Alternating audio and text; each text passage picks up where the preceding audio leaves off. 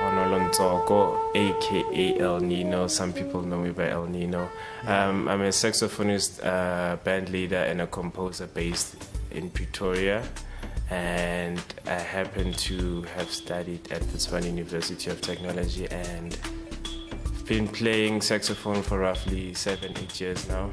So yeah, that's more or less who I am right now at this stage. Yeah. Mm-hmm. So basically, in your background, where is the inspiration coming from? Like basically from day one, when it hits you right between the eyes, and Look, I want to play the saxophone. Yeah. Where does that come from? Well, even before the saxophone, I've been within the music for a very long time, because there was a period where I was deep into house music, there was a period where I was deep into hip hop, and there was a period where recently I was deep into jazz music, you know what I mean? So I guess I've been within the music for a very long time, and besides that, I have family members in my family that have been doing music for about 3 or 4 decades now, you know what I mean? So from my father's side, we have the great Tlokosu, which happens to be my grandfather, and I've been blessed to actually play and perform with him on a number of stages. So yeah, and the saxophone part, well, it just happened that I went to a school in Mamelodi called Kafka back in 2011, and I studied music theory there. And after 6 months, this is what happens. After 6 months, you basically choose the kind of instrument that you want to play. And initially, I wanted to play the piano because everybody was playing piano. It was so nice. And up until I heard Gerald Albright at the time, and one of the people who was around me at the time was Nhlanhla Mahlangu, and I was like, if these people can sound like this, how about me? Let me just check on this instrument. And 7 years later, I'm stuck with it, you know what I mean? So yeah, that has been the journey thus far. Wow, It is actually amazing, because when I heard you, I actually thought you'd be playing for much longer than I guess this happens every time you hear a great I guess so. Yeah. I guess so. So now within your pool of inspiration that is so wide, who is most frequent from people that you still, especially people you love to work with? Who is the most frequent inspiration from that pool of artists that inspire you? Locally, internationally, the moon marks. For me, it would be people like, roundabout now, I'm thinking people like,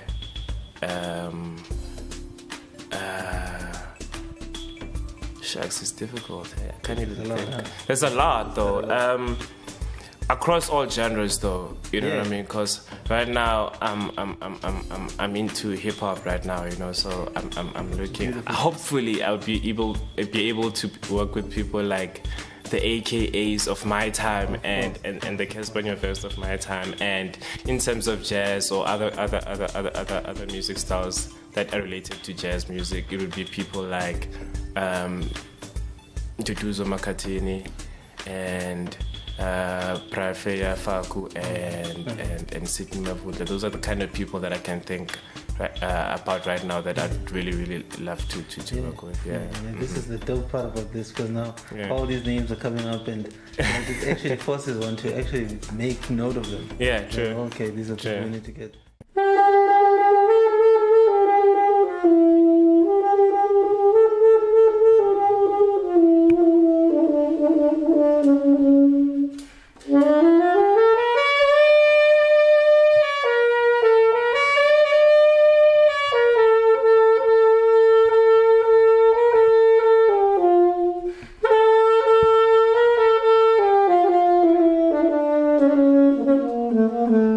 Speaking of the music business itself, what are your current thoughts about how it is right now, especially for you as a young South African musician? What is your view of it? Number one, just the music business, and also put in probably what you want to take from it, like what it is to you, and just your thoughts on it right now. My thoughts on it is that a lot of musicians, especially my generation, I feel like we need to learn a lot more about the music business side of it, especially instrumentalists, I feel, because a lot of musicians, normally focus on the music side of things and not the business side of things, you know what I mean? And the business side of things as well, it's a whole new different channel as well, you know what I mean? Because at the end of the day, you need to put bread on the table, you know what I mean? Coming back from your performances or whatever. And for me, what I would take out of the music business would be that there's a saying that I read a couple of weeks ago. It says, let your passion feed you. Yeah, man. You know what I mean? So it should be that whenever you get on the stage, remember that you're not playing for yourself. You're playing for people who are there to come and watch you, people who are there to support you. And sometimes you get, probably the majority of the people have never heard about you, have never heard your music, so you sort of need to convince them that, hey, this is me, and hopefully you like me, starting from that journey towards whenever, you know what I mean? So the business side of it is very, very, very important. It's very important as an artist to learn the business side of music, because that's the only way we're going to break through a lot of boundaries in terms of finance and connecting with the people. Oh, yeah, that's amazing. Yeah, that's the E section.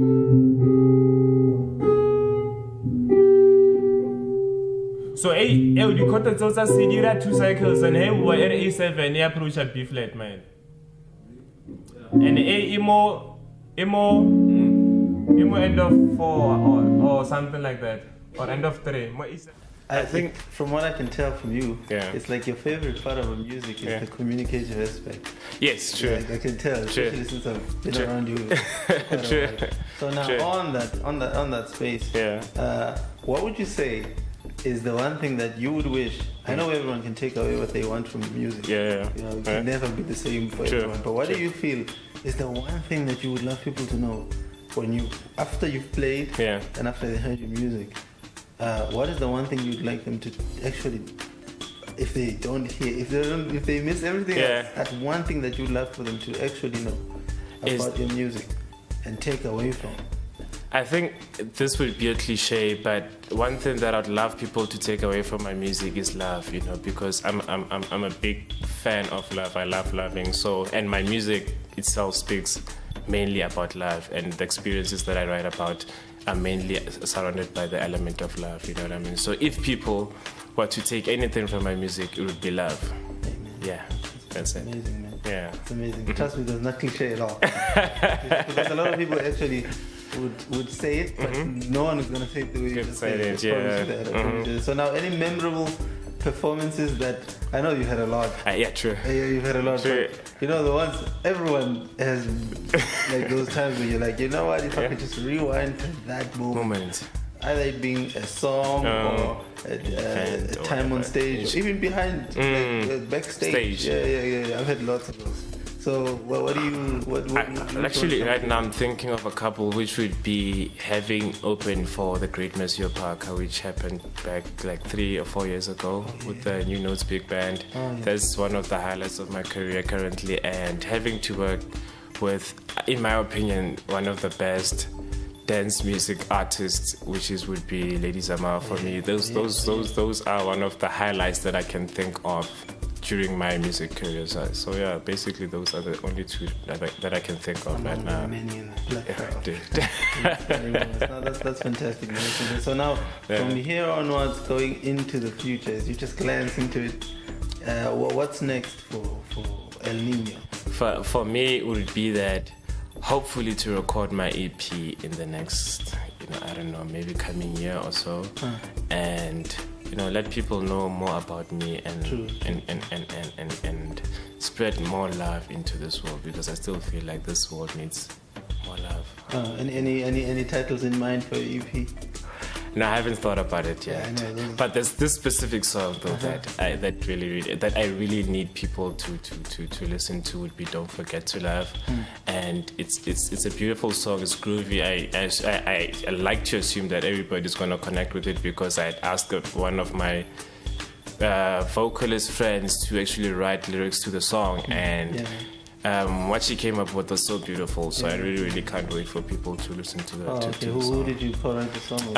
A beautiful friend of mine called Matunzi McDonald. She's a vocalist. She's a businesswoman. She's a God-fearing woman. So she's one person that I felt that this person would be relevant to write lyrics to the song. Oh, you know what I mean? Don't forget to laugh, man. Hope to hear that soon. Definitely. And obviously, you know, if it's out, we're there. We're there together. So now, from basically, have you ever had to mentor someone in the music?